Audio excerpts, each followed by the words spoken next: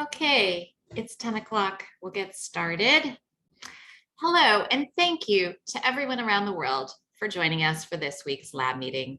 My name is Kristen Abood. I am the science editor at the Human Vaccines Project, and I will be your moderator today. As global cases of COVID-19 continue to decline, more countries are lifting restrictions. This has many people feeling hopeful that we are entering a new phase of living with the disease. Just this week, children 5 and older in New York City's public schools, the largest school system in the United States, can enter their classrooms without masks. And Austria, citing the milder illness caused by the Omicron variant of SARS-CoV-2, has announced plans to lift its nationwide vaccine mandate. But experts remain divided over whether or not it is too soon to be scaling back precautions. Just as there is still plenty of debate about the response to COVID-19, there are also still many unanswered questions about SARS-CoV-2. Today, we will hear about some very interesting research involving SARS-CoV-2 human challenge studies that may help answer some of the lingering questions about the virus. Before we get started with today's presentation, I'd like to remind you to join us for the virtual awards ceremony for the 2021 Michelson Prize winners, which will take place immediately following today's lab meeting. The prize ceremony will feature Pulitzer Prize winner Laurie Garrett, a leading voice in the fight against COVID-19. And so please plan to stick around after today's presentation on this same webinar and join us for this exciting event. It is my pleasure to now introduce today's speaker, Dr. Christopher Chiu, a professor of infectious diseases at Imperial College London. Dr. Chiu underwent his basic medical training at Cambridge and Oxford universities, completed his Ph.D. with Charles Bangham, supported by a Wellcome Trust Clinical Research Training Fellowship, and conducted his postdoctoral training working in Rafi Ahmed's group at Emory University. His research focuses on pathogenesis and protective immunity in human respiratory viral infections, including respiratory syncytial virus, influenza, and SARS-CoV-2.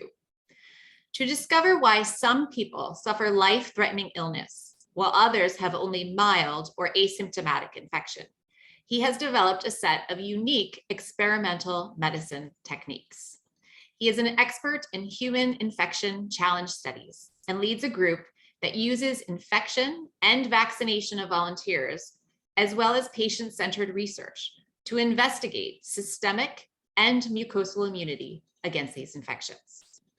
Recently, he served as chief investigator of the world's first SARS-CoV-2 human challenge study, which together with his other programs aims to enhance our understanding of respiratory viral illnesses and accelerate the development of more effective vaccines.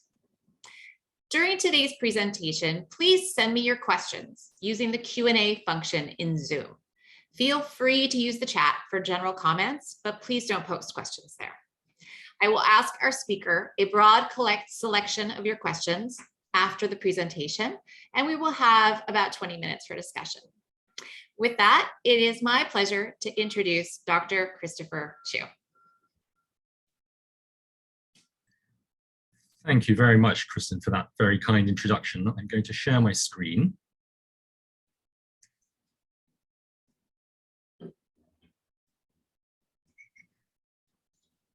Okay, can I check, Kristen, you can see the full screen? It looks perfect, yes. Lovely. So as Kristen mentioned, I've most recently been working on the SARS-CoV-2 human challenge model, which is a completely new and unique way of investigating the immune response to SARS-CoV-2 infection. And I'm going to spend the next half an hour or so explaining to you our experience of developing this model, the impetus to setting it up, the particular challenges we had in terms of establishing a model like this during an evolving pandemic. I'll show you a little bit of the most recent data that we've accumulated and then tell you about the program and the next step for the program. So my research interest really focuses on this simple question, which is what determines the outcome of infection? And very simply, you can put it as in this schematic. Following a virus exposure, people can either develop viral replication, but many will fend off the virus and have no infection at all. And in the people who develop viral replication, the majority actually will have asymptomatic or mild infection, whereas a smaller proportion will have life-threatening disease. And if we can understand the factors in the host, particularly, that are responsible for the difference between these disparate outcomes, we should be able to develop better interventions, whether that's vaccines or immunomodulators or other therapies, which can push people from the right-hand side to the left. Now, this isn't a particularly new idea, and a lot of what we understand about these factors is available from, for example, animal models. But animal models have, as we all know, limitations, and in particular, the direct extrapolation from animals into humans can sometimes lead to very misleading conclusions. At the other end of the experimental spectrum, there are, of course, observational studies of naturally infected patients. But again, these are limited in the sense that they are subject to a large number of uncontrollable confounders, specifically the virus strain and dose, the environment, and the nature of exposure cannot be assessed in any natural infection studies, and therefore can limit the interpretation of the resulting data. In addition, observational studies are invariably triggered by symptom onset, so it's almost impossible to analyze the very early peri-exposure and pre-symptomatic periods of infection.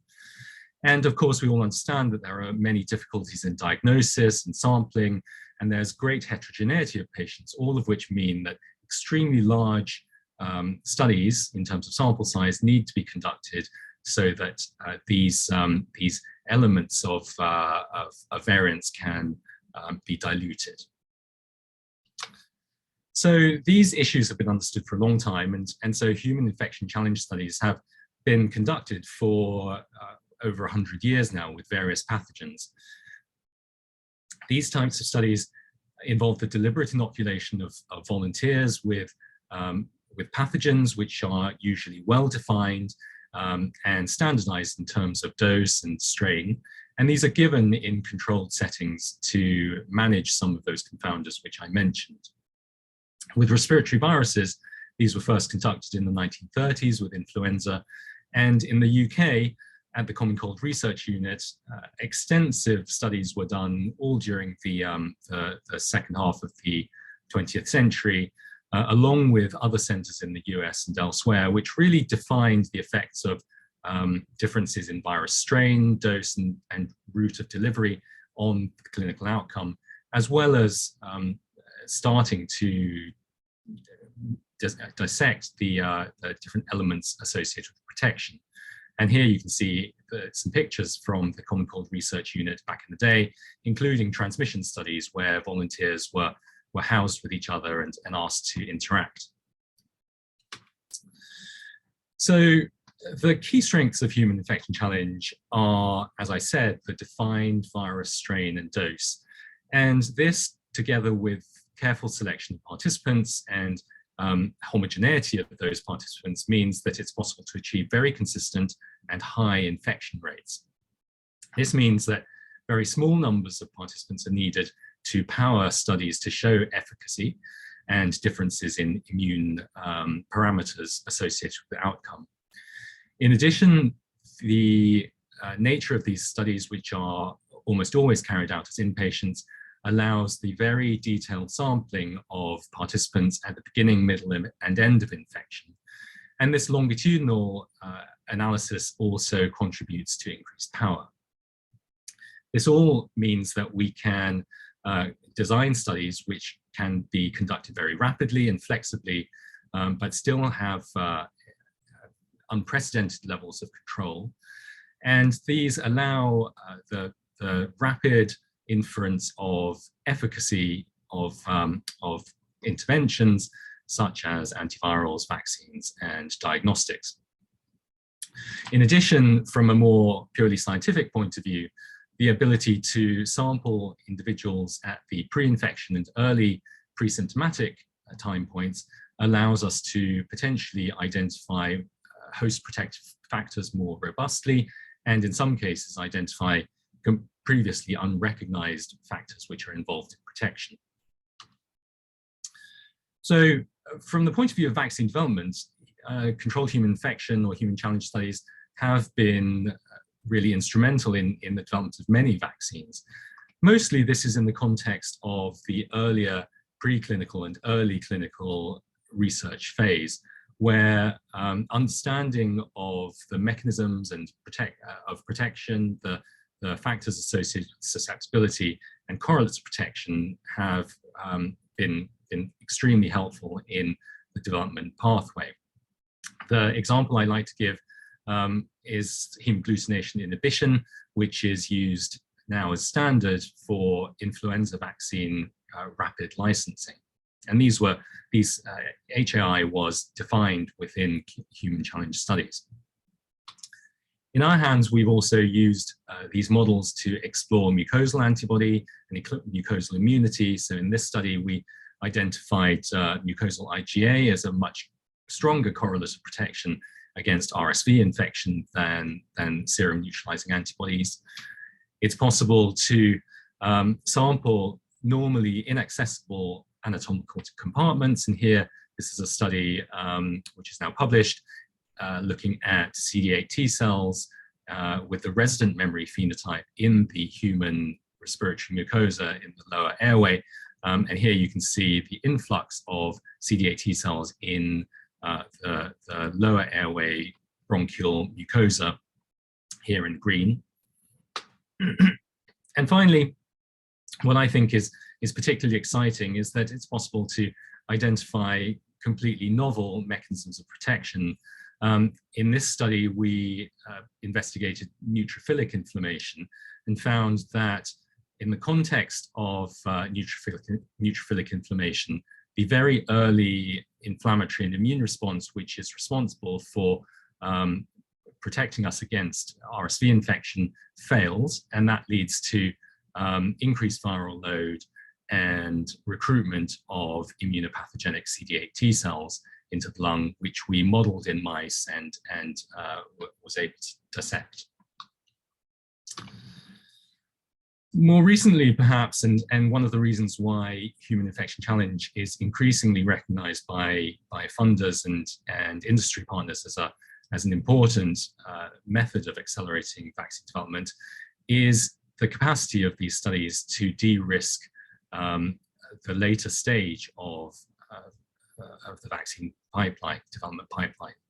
So by conducting these small-scale studies at the phase 1, phase 2 junction, we're able to rapidly test for efficacy signals in candidate vaccines. That allows prioritization of those candidates which provide some evidence of efficacy and down selecting those which have no efficacy signal at all. And then that ultimately leads to de-risking of phase 3 trials, which usually require tens of thousands of participants to observe a statistically significant difference. And that ethically potentially reduces the exposure of large numbers of volunteers who might be being exposed to something which will never work. A good example of this is the Janssen adenovirus RSV vaccine, which was tested in a human challenge model. This is a publication from JID back at the beginning of last year. And you can see that with only 26 and 27 people in the vaccinated and placebo arm, the very clear results that individuals who are vaccinated were able to control viral load compared with placebo-treated participants. So it's on the background of these potential strengths that the WHO convenes two working and advisory groups. First of all, to consider the ethical acceptability of COVID-19 human challenge in the context of a newly emergent pandemic virus. And secondly, the more sort of feasible, the feasibility aspects and the more practical aspects of these studies. With that framework having been established by those panels of experts, the UK Vaccines Task Force then decided as part of its overall strategy, which remember included funding at risk a large number of vaccine candidates and early development of those, but also downstream research strategies to try and de-risk in case those initial first generation vaccines turned out to be ineffective. As part of that strategy, they just brought together a consortium of academics, other funders and industry partners, and also the UK government to explore the feasibility and ultimately establish the SARS-CoV-2 human challenge model. And I just want to flag the key collaborators, hVivo, who are an industry partner who specialize in respiratory virus challenge studies, and the NHS in the form of the Royal Free Hospital, where our studies were done. So the major ethical considerations when thinking about what is potentially a risky type of research is the scientific and public health benefit contrasted with the potential risks to individual participants. And in terms of scientific justification, at the start of the pandemic, when we were considering this type of research, the scientific justification was relatively straightforward. There were no vaccines at that time that were shown to work. There was no guarantee that the first generation of vaccines would work. And so we needed to develop strategies to accelerate the development of vaccines if that was, if those first generation vaccines failed. We also had gaps in our knowledge, which remained in terms of the viral kinetics, things like the incubation period. As I said, it's impossible from any other model to really clearly establish what's going on at the beginning of an infection. And many aspects of asymptomatic infection, which we rapidly came to understand was a major driver for pandemic spread. Now, over the course of the end of 2020 and beginning of 2021, a number of vaccines were shown to be effective, highly effective, in fact, and came to be approved. And so we had to really reconsider whether it was still worthwhile doing these types of studies, whether it was still ethically justified. And I just wanted to sort of show you that this is the New York Times vaccine tracker. To first of all, to explain the scientific justification at the beginning, there are obviously a number of vaccines which have been abandoned following clinical trials. And so there clearly was the potential for no vaccines to be immediately available. And so I think it made sense for us to be pursuing this line of research at that point. But even now, there are a very large number of vaccine candidates in early phase clinical development, and even more in preclinical development, where we understand that there may be theoretical advantages to these novel vaccine platforms or alternative delivery methods, but which are increasingly difficult to prioritize in the context of limited phase 3 capacity. And so human challenge studies have the potential to allow head-to-head comparison of multiple candidates or different formulations and regimes, and in particular, look at the effect of these vaccines on measures that are more directly relevant to transmission, such as viral load in the respiratory tract. In the longer term, as Kristen was saying, we are potentially moving into a different phase of the pandemic where large-scale transmission is relatively reduced, but which makes conducting phase 3 trials increasingly unfeasible in any kind of meaningful time frame. And so in the future, potentially the near future, SARS-CoV-2 human challenge might have the role of providing efficacy readouts instead of phase 3 clinical trials, where those trials become impossible, as well as the more scientific aims I've described. So obviously, when we were setting this study up, our major priority was assessing and mitigating risks. And fortunately, it became quite apparent relatively early on that this disease in young adults is very rarely a cause of severe outcomes. And these were some data from Europe that were accumulated. And we had real-time local data from the UK from these different partners to really sort of solidify that understanding. Of course, severe outcomes are not the only symptoms of concern, and long COVID was also something that we knew less about at that time. But again, we had access through collaborative relationships to real-time data, which in this case came from the COVID symptom study, which assessed millions of people with COVID and without COVID over time. And this gave us reassurance that in general, symptoms are relatively short-lived and resolve quite quickly. And even in the case of those outliers who, in the 18 to 30-year-old mild disease age group who have more prolonged symptoms, these usually go out to about 3 months and are, in general, improving throughout that time. So the other important point is that these our research and our studies don't sit isolated and need to be responsive to public opinion. And so we did extensive public engagement work, first in the form of large-scale surveys, but then more focused workshops to understand the support people had for this type of study, and also to refine the study design.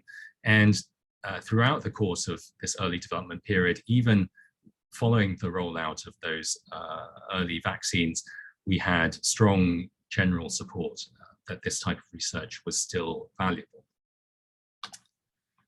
A quick mention about the challenge agent that we use. So I said that it's important that these are well standardized and high quality, and this was a challenge agent which was made to good manufacturing practice guidelines. It was obtained from a swab from a hospitalized patient in July 2020, and you can see that this clade 20A with the D614G mutation is now a little bit old. There's obviously has been a lot of onward mutation, but is the sort of progenitor for the more recent Delta variants. So here I've just shown the 8 ethical principles that the WHO working group established. And I don't want to dwell on this too long because of time, but we implemented a series of risk mitigation strategies to address all of these ethical principles. So in terms of risk mitigation, the most important was careful participant selection, identifying healthy 18 to 30-year-olds who had no significant risk factors for severe COVID. I've talked about the high quality virus, and we also developed a step-by-step plan to start with the lowest dose inoculum that we could possibly quantify reliably. We conducted the study in a high containment quarantine unit within the confines of an NHS hospital, and this allowed access to higher level medical and critical care if that was needed. Fortunately, that was never needed, and we never approached needing that. And also that quarantine facility allowed the containment of the virus with strict discharge criteria to prevent any risk of onward transmission out in the community. The close clinical monitoring was a given, and also as rescue treatments, antivirals that have been shown to reduce and limit the risk of progression from mild to severe COVID. As these treatments came online, these were incorporated into the study design. And again, we never had to use any of these as rescue therapy. Finally, all of the participants are followed up for 12 months and have access to specialist referral for further treatment for prolonged symptoms if necessary. So I don't want to, again, go into this in too much detail, but we had extensive expert and ethical review, which was independent of the study team. We had discussions with the medicine regulator, which, although the MHRA doesn't specifically regulate challenge studies before investigational products are tested in them, we had extensive advice from them. And then we had multiple rounds of ethical review from a specially convened and trained ethics committee. This was particularly important because the pandemic landscape was changing around us. Not only were vaccines coming online, but also there were surges and waves of coronavirus, which was affecting clinical capacity as well as changing the potential risk profiles of potential participants. But following this very important process of assessment, we were permitted to start the study, and the first participants were enrolled in March 2021. So this is just a schematic of the study design. Healthy individuals were screened extensively and underwent a long and staggered informed consent process so that they really understood the known risks and also what was still unknown about the risks involved in taking part in the study. They were then admitted to the quarantine unit, and this is a picture of one of the rooms, which were negative pressure rooms with their own bathroom. And so these individuals stayed in there for the entire time that they were infectious. Before challenge with the virus, they had a number of more in-depth clinical assessments, as well as extensive sampling for virology, as well as immunology, both local sampling from the upper respiratory tract and blood at multiple time points during the quarantine period. Inoculation was with this virus, which this is its official designation now, and the target was to achieve at least 50% infection rate using intranasal drops. And we started with this low dose of only 10 TCID50, or an equivalent of around 50 infectious units measured by focus forming assay. People were sampled multiple times a day, and then once they were discharged, they were followed up, as I said, for 12 months. So we had a huge amount of public interest and support. And when we opened up the registration website, we had almost 27,000 online inquiries from people who wanted to volunteer. Many of these were not suitable quite early on, but we still telephoned over 6,000 people and assessed in person 187 volunteers, of whom we whittled it down to 36 whom we inoculated with SARS-CoV-2. Another sort of issue with conducting this type of research in the context of very widespread transmission in the community was that 2 of these individuals seroconverted between screening and the actual time of inoculation. And this wasn't detected until after we measured their antibody levels post hoc. But that meant that of the remaining 34 individuals, 18 became infected, which led to an infection rate of 53%, using only the lowest dose of 10 TCID50 that we attempted. And it was deemed that further dose escalation was not desirable due to potential risks of more severe symptoms. So before we go on to the infected individuals, I just wanted to pause for a moment on the people who were deemed uninfected. And the the criteria for calling somebody infected was 2 consecutive quantifiable viral loads. And interestingly, a number of individuals, many of them had no detectable virus throughout the experiment, but a number of individuals had these low-level isolated viral detections. And I just wanted to highlight these because this is another area where human challenge is unique and where we can study populations which cannot be even identified in the community. So we think that there are local immune responses which are terminating these infections before they even get a chance to get going. And we are proceeding with very extensive immunological analysis to try and determine what factors are involved in this.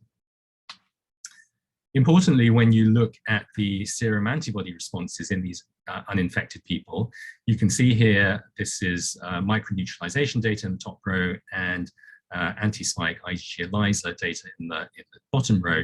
But in the infected people, you can see that there are these 2 individuals who had antibodies at the time of challenge, and these didn't change over the course of time. Most people had flat, undetectable antibodies throughout the course of their infection, even though throughout the course of the study, even though they, some of them had these viral blips. And then, interestingly, there was also one individual who after discharge was naturally infected with COVID, indicating that whatever had protected him at this against the challenge infection, whether they were stochastic or temporary effects, had not protected them from natural infection. Looking at the infected individuals, all of those who were deemed infected had a very significant rise in serum neutralizing antibodies and anti-spike ELISA.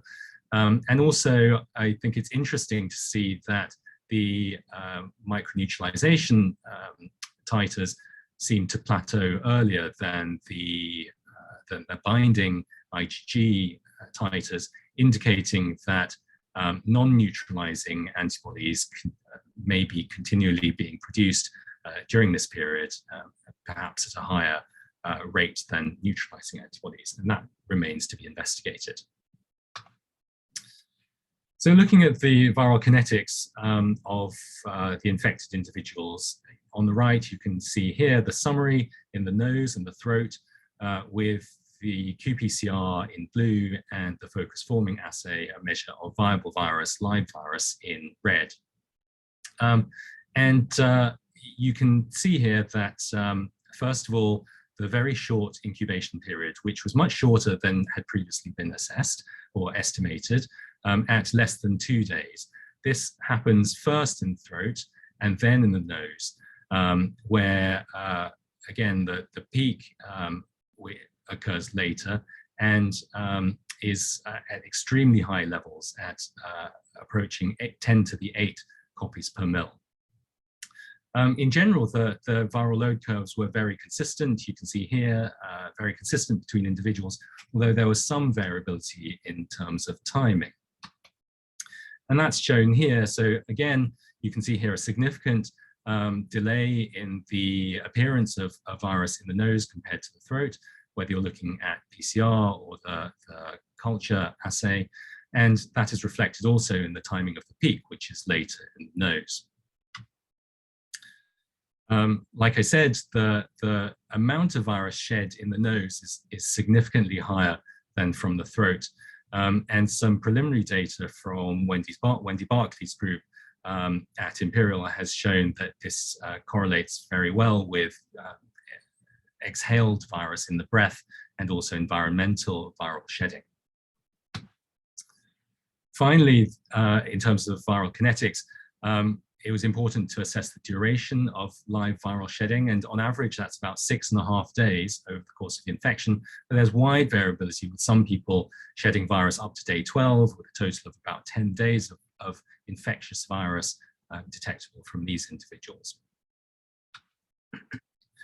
In terms of symptoms, it was very reassuring that most symptoms were mild. And here you can see in the red curve, the total symptom score, which peaked around day 4, and compared with historical influenza and RSV challenge studies is actually much, much lower.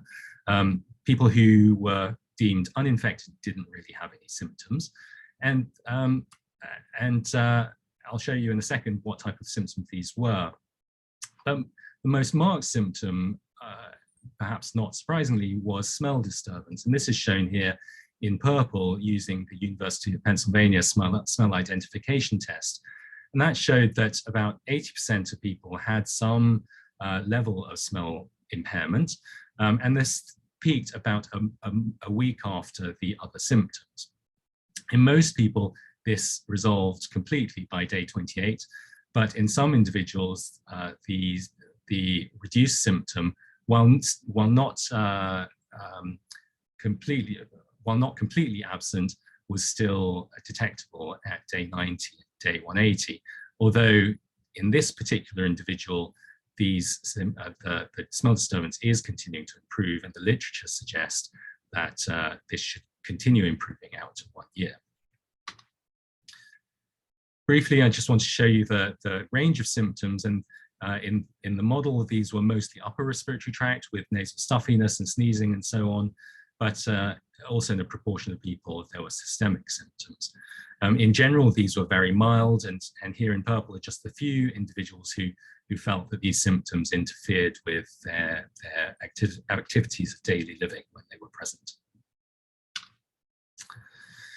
Importantly, while the symptoms correlate with viral load in time, they didn't correlate with magnitude. So here you can see on the right, even individuals who had no symptoms at all or virtually no symptoms could have these extremely high levels of viral shedding. And that really explains, or partly explains, one of the reasons for the extremely high transmissibility and spread of this infection. To address that, in many geographical regions, ways of trying to detect individuals who are potentially asymptomatically transmitting virus have been implemented. And in the UK, the lateral flow rapid antigen test has been employed very widely for this purpose, usually amongst, for example, healthcare workers and more targeted groups. And we were interested to see what the accuracy of lateral flow rapid antigen tests was, particularly in the early phase of infection, which really hasn't been assessed successfully before. And so for every sample where we were able to analyze the viral load by PCR and focus forming assay, we also did a lateral flow test.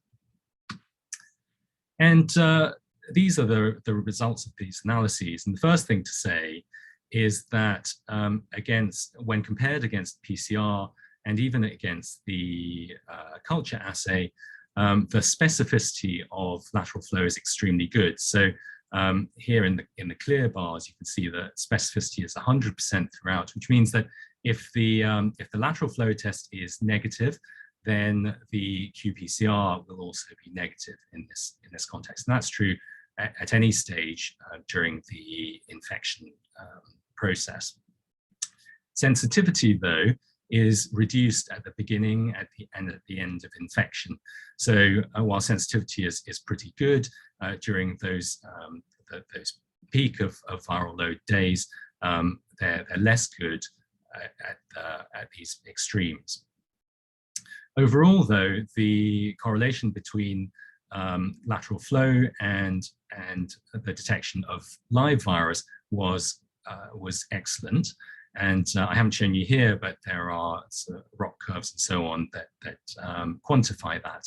And we did some modeling because in the UK, in certain circumstances, it's been recommended that lateral flow be taken twice a week to screen for asymptomatic virus emission. And so here we modeled the effect of testing twice a week, either 3 days or every 3 days or every 4 days. And you can see that if you swab both the nose and the throat and test with lateral flow, that you can capture up to 80% of virus before it's produced by the individual. And if you implement infection control measures at that point, you could substantially interrupt transmission. So those data, because this was a UK Vaccines Task Force study, they were continually fed to the advisory boards and to our Department of Health, and have contributed to the public health decision-making over the course of the pandemic. And I wanted to just finally talk about some of the key learnings that we have and what we're going to do next. So I think this has been an unprecedented effort. It's been a hugely difficult collaborative effort, and it's built on pre-existing networks of collaborators who knew each other and worked with each other well before the pandemic started, and were able to quickly move towards developing this collaborative study. We had demonstrated support from the public, but also support from the government and widespread support from multiple academic institutions, without which we really couldn't have been able to do this. And this really allowed us to be responsive to the changing pandemic landscape with access to real-time data as it emerged. And I think that we're still in the early days of analyzing the immunological data from this study, but we're already starting to get novel insights from particularly those early time points during infection. So our key question going forward from this study is why 47% of those participants resisted infection, what's going on with local immunity that might be blocking the take of the infection, which may provide new targets for prevention as we identify them. The model is established and ready for use in potentially geographical areas where there still remain substantial populations of people who have neither been vaccinated nor infected. But in the UK, that's no longer possible, with an estimated 98% of the UK population now being positive for antibodies for one reason or another. So we're developing the model further to ask the question, why do people with pre-existing immunity, either through vaccination or infection, still get breakthrough infection? And we know that this isn't clearly due to antibody titers alone. To achieve this, we've been funded by the Wellcome Trust to manufacture a GMP Delta challenge agent, which is now ready for human use. And we will be taking this forward in a Delta challenge study in vaccinated and infected individuals collaborating with the University of Oxford. We anticipate that this will allow us to develop an optimized breakthrough infection model, which will be ready for testing of antivirals, diagnostics, and next generation vaccines by the end of the year. My last slide is really to sort of highlight where I think the model can be helpful, particularly as we move to the phase when transmission is less common. And we anticipate that we will be able to conduct these rapid small-scale studies and provide efficacy readouts, which will allow comparative studies of different vaccines regimes, and particularly ones where which are better in terms of preventing infection itself, blocking transmission, which may be mucosal vaccines or T-cell inducing vaccines, which don't induce high levels of circulating antibodies, which currently are really the only reliable measure or reproducible measure of immunity. Finally, we see this as a way of being able to demonstrate cross-protection. You can see here we've got the Delta. This is the antigenic cartography of the Delta virus that we have. We're in the process of finding funding to manufacture an Omicron variant, which is quite antigenically diverse, and which will be a way of demonstrating efficacy against antigenically divergent viruses in a way that field studies cannot. So that's the end of my talk. These are all of the people who were key to to helping establish this model. There were many other people who were also involved. I'd like to thank all of those and our funders and other collaborators. Thank you. Thank you so much, Dr. Chiu, for that very clear and interesting presentation. We have many questions coming in on the Q&A, so I will jump right in and go through some of those. We have a question. So in HIV, the non-human primate studies use repeated low-dose challenge with SIV as a model. Is this something that's contemplated for COVID studies? So it's not like, yeah. Yeah, so I think it's a really interesting idea, and dose ranging studies have been considered in using this model and other respiratory viral challenge models to understand what the impact of low dose versus higher dose inoculums are. It's not, don't have any concrete plans for that now, because our immediate priority is to try and establish a model which can be used for testing of interventions. And we anticipate that using very low doses, you may well lower the infection rate. Okay. We have a question about the approximate threshold for positivity on the lateral flow antigen test compared to the quantitative PCR and the infectious titer. Yeah, so clearly the lateral flow antigen tests are less sensitive. They require a higher viral load in order to read out. I mean, if you look at the lateral flow tests, they're not supposed to be used as quantitative tests, but you do see differences in the positivity when you look at them. So it's a little bit difficult to be completely exact about a quantitative threshold. But I mean, what I can say is that in the first 2 days or so of the start of the infection of viral shedding, sensitivity is only about 50%, even though viable live virus can be cultured. So clearly it has some limitations in terms of sensitivity. Yeah. So we have a technical question on how long it took to prepare the GMP challenge agent from the time of swab until the agent was ready for inoculation. Yeah, so this was a huge piece of work, and SARS-CoV-2 is still a category 3 organism, and so it wasn't straightforward. The first virus took about 12 months from beginning to end to manufacture. A lot of that was in developing the facilities and establishing the processes. So the second virus took about 9 months, so we managed to shave 3 months off. And if we're planning to make the Omicron, if we can secure funding, and we're estimating that will take about 6 months. But I think 6 months is as quick as it can be because of all of the adventitious agent testing that's necessary to establish quality. Right. So that's interesting. So you'll always be a little bit behind the variant that maybe is. Yes, and I think that is a recognized limitation of these. Safety is the major concern, so you can't shortcut those safety testing stages. Right. So I think, as with any model, you need to think about its utility and its use case. And I think chasing new variants is not really feasible unless you happen to have a long period where the same variant is dominant.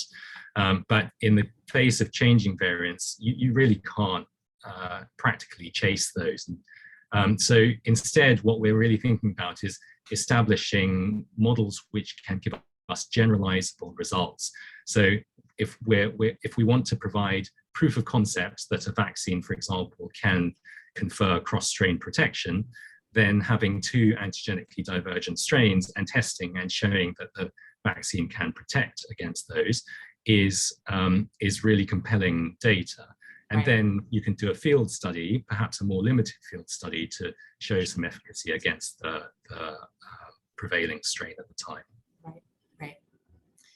So we have a few questions related to some of the host factors that may have predicted whether people would become infected or not. So did you look at the capacity of cells in vitro from the subjects prior to challenge to see if they had the capacity to be infected? For example, would low levels of ACE2 or other variables impact their infectability?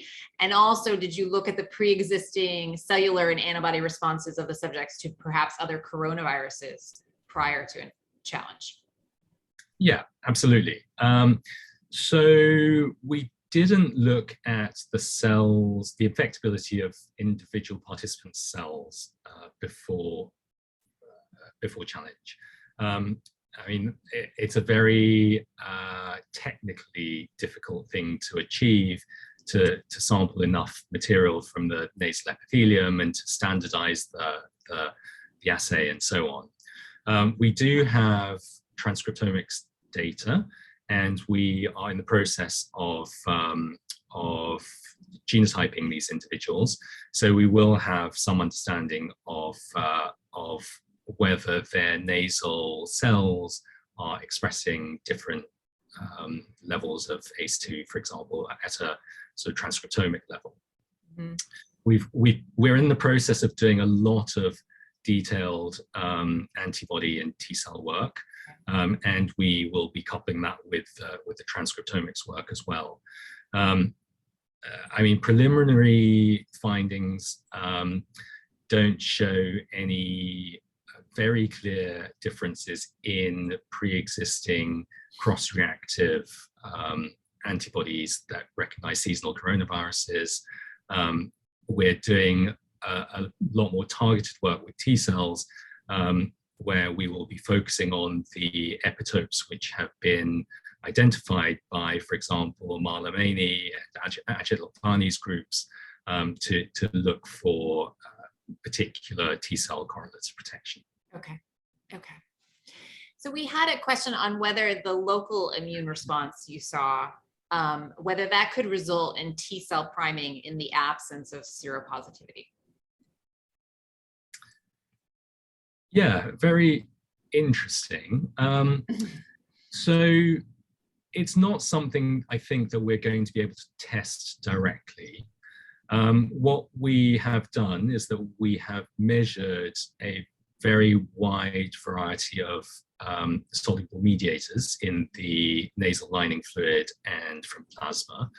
And so we have very detailed data on the upregulation of type 1 interferons, chemokines which are involved in T-cell recruitment and other danger signals. So I think we can sort of infer certain things, but I think that question is really going to be very difficult to test in vivo or ex vivo, but could well be something that we model in vitro or animal experiments. Okay. And we had a question on whether the samples from these studies that you've collected are available for external investigators to evaluate correlates of protection or other parameters.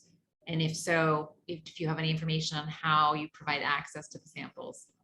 Yes, yeah, absolutely. So one of the principles of the collaboration was to share as widely as possible, and to maximize the potential and the commitment of the volunteers, apart from anything else, who put themselves through the study. So the first paper on this is currently out in preprint and has been accepted for publication and should be out in the next week or two, I hope. That will be coming out in Nature Medicine, and the protocol will be appended to that as supplementary information. The process for sharing is that any investigator can just write to me, email me, and then there is a review process just to ensure that there is enough material available for the use case, and just to assess the opportunity costs for that.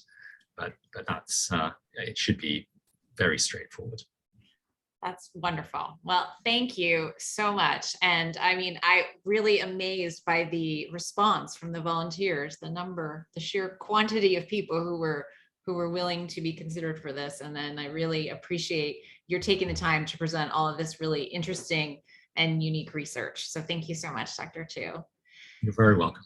And thank you to all the attendees for participating in today's webinar and for submitting such great questions for our speaker. I invite you to join us 2 weeks from today on March 24th.